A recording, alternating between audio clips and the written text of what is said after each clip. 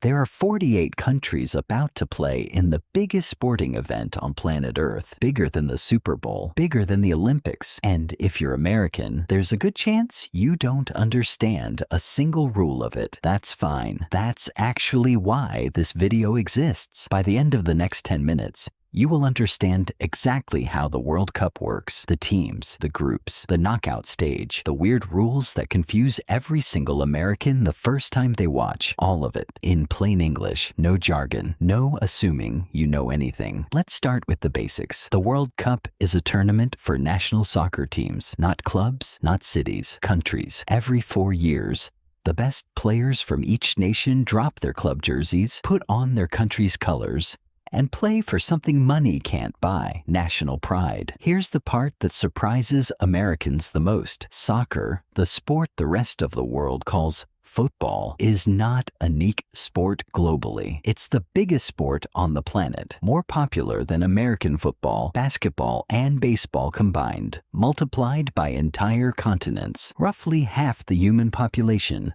watched some part of the last World Cup final. Half of everyone alive. This year is different from every World Cup before it, too. For the first time ever, 3 countries are hosting together: the United States, Mexico, and Canada. Matches are happening in 16 cities, from Los Angeles to Toronto to Mexico City. And the tournament just got bigger. 48 teams are competing this year, up from 32. That's 16 extra teams and 104 total matches before we crown a champion. Compare that to the Super Bowl. 1 game, 1 night, done. This World Cup runs for 39 days straight. It's less like a single event and more like an entire sports season crammed into one summer. And the stakes keep climbing every cycle. The winning team this year takes home $50 million in prize money. That's up from $42 million just 4 years ago in Qatar. Every single team that qualifies, even the ones who lose all 3 group games and fly home immediately, still walks away with over $10 million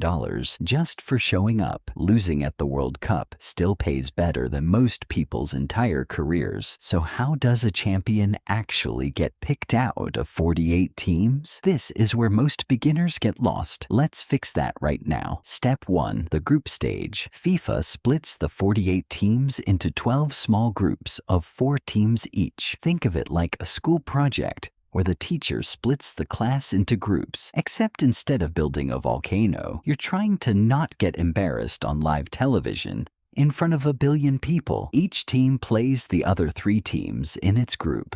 1 match against each. That's 3 games. Win, and you get 3 points. Draw, get 1 point. Lose, get 0. Simple scoring. But here's the twist beginners never expect. Ties are common in soccer. Shockingly common. Unlike basketball or American football, where someone almost always wins, soccer games end in a draw all the time.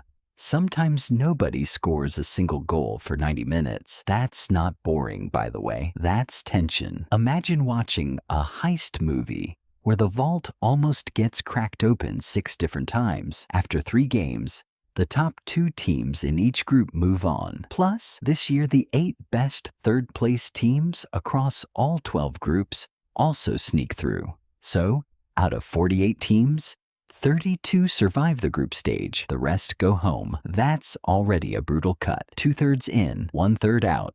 Now, here's where it gets exciting. The knockout stage. This is single elimination. Lose once, and your tournament is over. No more group safety net. No more, you can lose 1 game and still be fine. 1 bad night, and years of preparation are gone. Think of it like a video game boss rush. Beat the level, you move to the next one. Die, and you're back to the main menu. Except in this case, the main menu is 4 years from now. The knockout rounds go like this: round of 32, then round of 16, then quarterfinals, then semifinals, then the final. Each round cuts the field in half. 32 teams becomes 16, becomes 8, becomes 4, becomes 2, becomes 1 champion lifting a golden trophy in front of the entire planet. Here's a fact that blows most Americans' minds the first time they hear it. If a knockout game is tied after 90 minutes, they don't just end it there. They play extra time, 30 more minutes. And if it's still tied after that, penalty kicks. 1-on-1, shooter versus goalkeeper. sudden tension, no defenders in the way. It is genuinely one of the most stressful things you will ever watch on a screen. Grown men crying, coaches unable to watch, entire countries holding their breath at the exact same second. Now let's talk about the actual game, because if you've never watched soccer, the basic rules will take you 30 seconds to learn. 2 teams,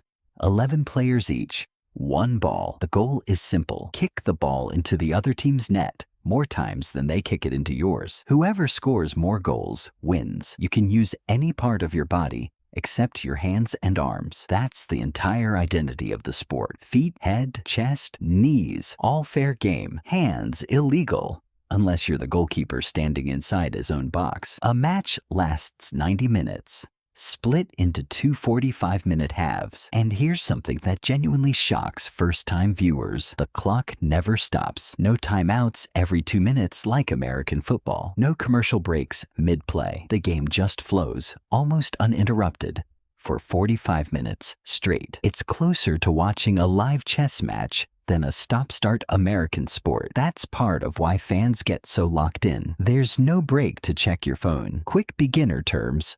Fast and simple, so you're never confused watching with friends. A pitch is just the field. A kit is the uniform. A manager is the head coach. The person picking the lineup and yelling from the sideline. Offside is the rule that trips up every beginner ever. And here's the simplest way to understand it. You can't be standing closer to the other team's goal than the last defender when the ball is passed to you. It exists. So attackers can't just camp out next to the goal, waiting for an easy tap-in. Think of it like a sneaky shortcut in a race that referees specifically banned. Without this rule, every game would just be one player standing alone in front of the net all match, waiting. And extra time doesn't mean overtime in the American sense. It means 30 extra minutes added specifically in the knockout stage to settle a tie before penalties. Here's something most beginners don't expect about this World Cup specifically. The United States men's team has actually never won it, not once in the entire history of the tournament. Brazil has won 5 times,